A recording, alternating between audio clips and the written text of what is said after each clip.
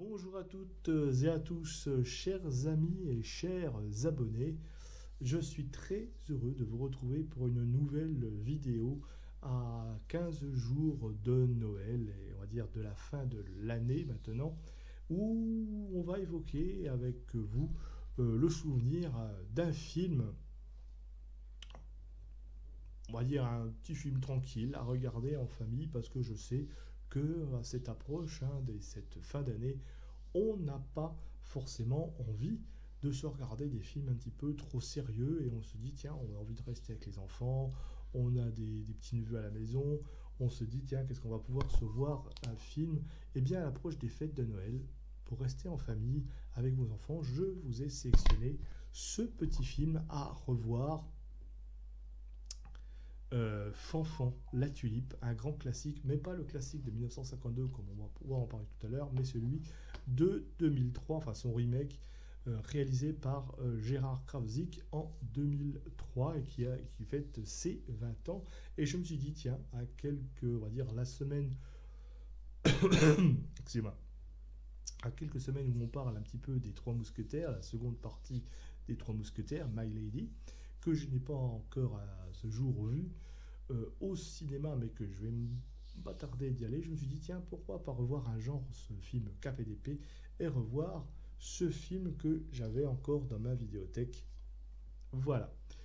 Alors donc, Fanfan la Tulipe, réalisé en 2003, qu'est-ce que un film d'aventure, comédie, réalisé par Gérard Krawczyk et produit par EuropaCorp, la firme de Luc Besson, sorti le 14 mai, plus précisément, avec au casting, eh bien, nous avons Vincent Pérez, qui reprend le rôle d'ailleurs joué par Gérard Philippe en 1952, dans le rôle de Fanfan la Tulipe. Nous avons aussi Pénélope Cruz, Didier Bourdon, Hélène de Fougerolles, mais aussi, il me semble qu'on a Michel Muller, euh, Yves Pignot, euh, Anne Machère, François Château, la voix même en voix off de Jean Rochefort, nous avons Gilles Arbonnat, etc., etc.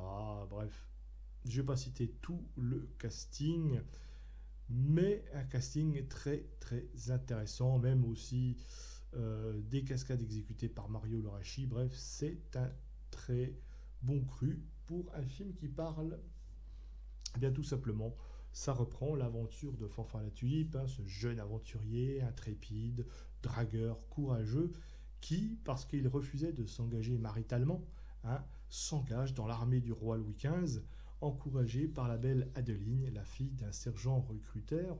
Et comme ça, en se rendant au campement, il fait fuir des brigands qui tentaient de dévaliser le carrosse royal dans lequel se trouvaient la marquise de Pompadour et Henriette de France, la fille du roi Louis XV.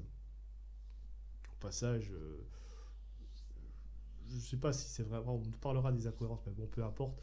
Bon, bref, la Henriette de France, la fille du roi Louis XV, et il y voit là un signe du destin, et va tenter comme ça de déjouer un complot.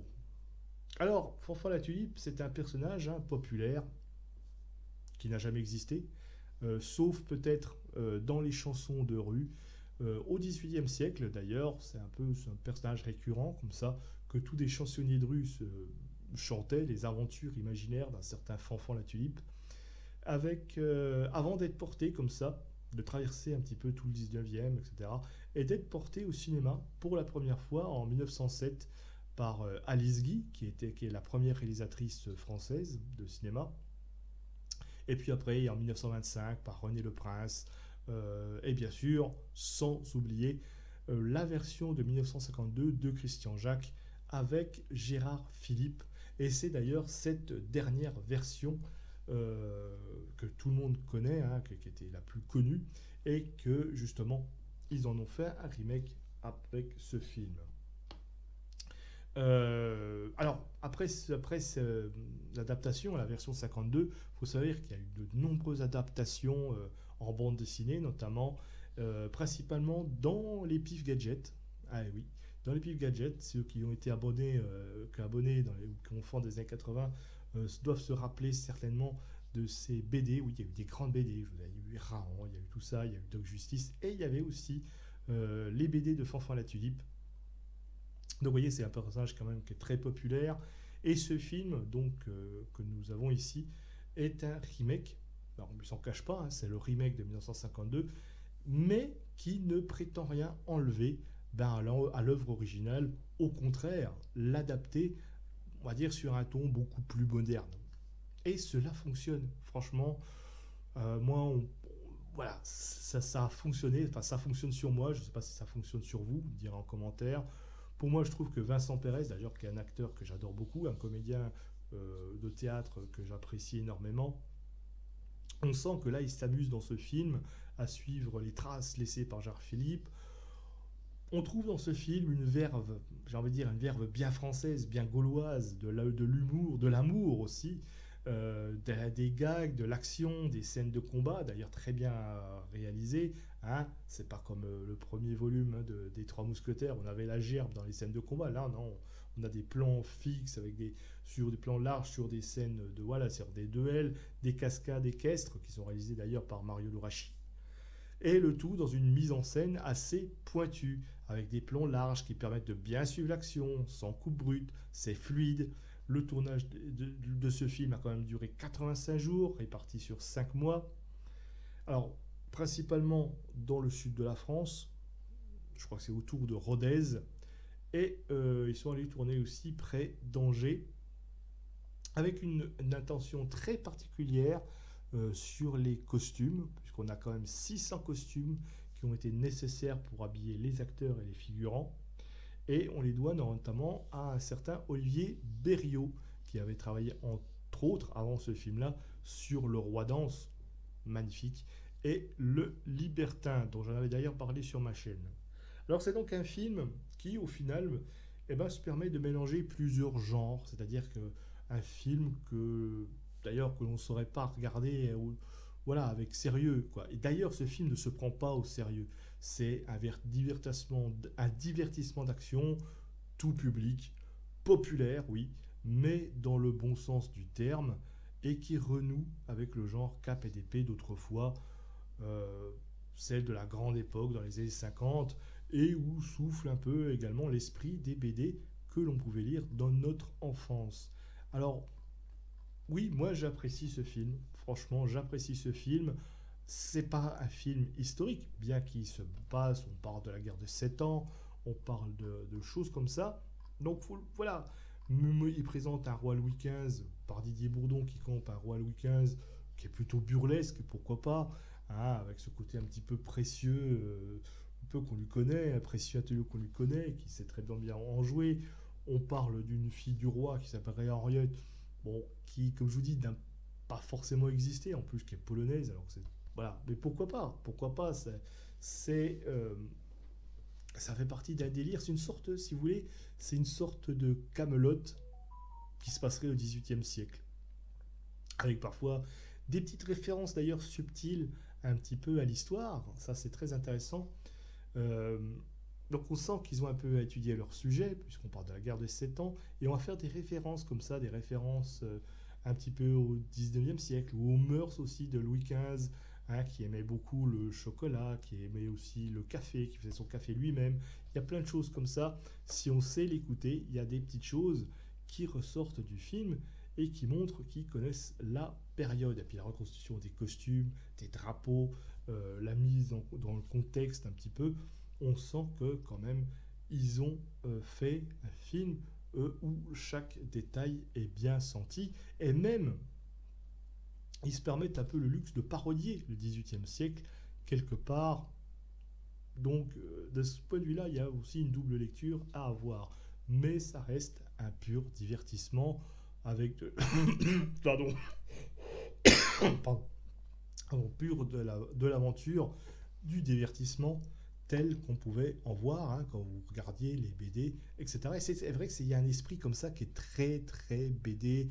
Alors dès le début, hein, je veux dire, quand on suit le roi Louquin sur le champ de bataille et qui regarde un petit peu son truc, et puis après, on- la scène suivante, c'est un petit peu, on suit comme ça Fanfan la Tulipe au début où il était jeune, on va dire, ouais, jeune aventurier qui peut draguer un petit peu toutes les minettes, etc. C'est drôle, c'est marrant. Les personnages sont bien, sont bien amenés. Le méchant Corsini, puisque c'est lui le traître, hein, ouais, c'est pas vraiment un spoil, mais qui, voilà, il a ce côté euh, un petit peu cynique. D'ailleurs, Corsini, je ne sais pas par qui il est joué dans ce film. Enfin bref, vous regarderez. Euh, euh, j'ai plus l'acteur en tête, mais franchement, le nom de l'acteur en tête, mais oui, il est très cynique. Moi, j'aime beaucoup. C'est très, très bien vu. Bref, ce film, c'est vraiment le petit film qu'on se regarde un petit peu, comme je vous ai dit. Noël approche, la fin de l'année. On n'a pas envie de se regarder des films pour se prendre la tête. On a envie de rester avec ses enfants. Il fait froid dehors, etc., etc. Donc, voilà, je vous pense que ce film peut, peut leur plaire un petit peu aussi, parce que ça peut plaire à toute la famille. Voilà. Donc, alors, ça n'exclut pas de leur montrer aussi l'original de 1952, mais c'est quand même un film qui est assez vieux, il faut dire aussi. C'est un film de patrimoine, un film de genre. Peut-être un petit. Alors, il était dans l'esprit, un petit peu. Il y avait de l'humour aussi dans celui de 52. Gérard Philippe qui campe un fanfare à la tulipe inoubliable.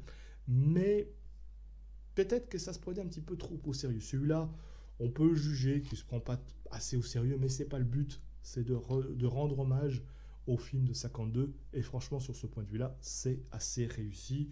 Et puis, ça nous fait voyager un petit peu dans la France. Hein. Ça, c'est toujours agréable de voir un film français euh, qui, qui prend pour appui l'histoire de France. Et voilà, enfin, comme un prétexte, pas vraiment, mais au moins qu'il apprend l'histoire de France et qui ensuite transpose dans des environnements français. Ça fait toujours plaisir de montrer qu'en France, eh bien, au moins en 2003, on savait encore faire des films de cap et d'épée. On verra ce que donneront après. Je n'ai pas encore vu, mais on verra ce que donnera les Trois Mousquetaires, enfin la suite des Trois Mousquetaires. Bon, sur ce, eh bien, passez de bonnes fêtes de Noël avec Fanfan à la tulipe. Je ne sais pas d'ici là, peut-être que je referai une vidéo. Mais voilà un petit film à se passer pour le réveillon. Si vous avez une envie de vous regarder un film, ou même, ou même au Nouvel An, si vous avez envie d'être tranquille avec vos enfants et votre petite famille, eh bien je vous conseille ce petit film qui est pas un film de Noël, mais qui peut se passer comme ça à la table du Réveillon. Si vous avez envie de regarder un film en même temps, eh bien je vous conseille Fanfan la tulipe, la version de 2003. Et puis vous aussi, si vous avez envie d'avoir un peu en cette fin d'année, vous avez plus la tête à regarder un film sérieux, etc. Eh bien ça vous fait passer une excellente période de fête de fin d'année tranquille. Voilà mes amis, donc n'hésitez pas à me dire en commentaire ce que vous pensez de ce Fanfan à la tulipe, si vous l'appréciez, si vous ne l'appréciez pas, vous avez le droit aussi. On en débat, on en discute, likez, partagez, et puis moi je vous dis au revoir et à bientôt pour une prochaine vidéo.